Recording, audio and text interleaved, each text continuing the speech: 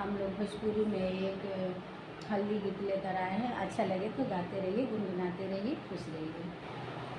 शोभा बरने न जाइए माई, घरे घरे बजेला बधाई। शोभा बरनी न जाइए माई, घरे घरे बजेला बधाई। घरे घरे बजेला बधाई माई, शोभा बरनी न जाई। घरे घरे बजेला बधाई माई, शोभा बरनी न जाई।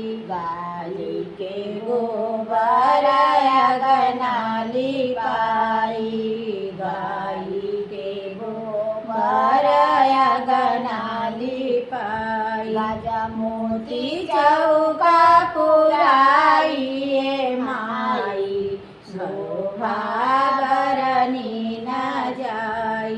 राजा मोती चौका पुराई माई, शोभा बरनी न जाई। चौका चढ़ी बैठे राजा रामचंद्र, ताही चौका चढ़ी बैठे राजा रामचंद्र। शोभा बरनी न जाइए माई, घरे घरे बजेला बधाई।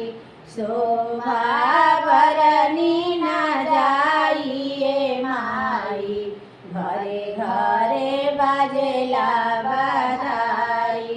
घरे घरे बजेला बधाई माई, शोभा बरनी न जाई। दही मंत्र से हरदी बुकाई, वेद दही मंत्र से हरदी बुकाई। रामचंद्र के सिरावा चढ़ाई माई, शोभा बरनी न जाई। राम जी के सिरावा चढ़ाई माई, शोभा बरनी न जाई। वशिष्ठ जी राजा दशरथ जी, गुरु वशिष्ठ जी राजा दशरथ जी। कुलरई की सगाई सिखाई माई, शोभा बरनी न जाई।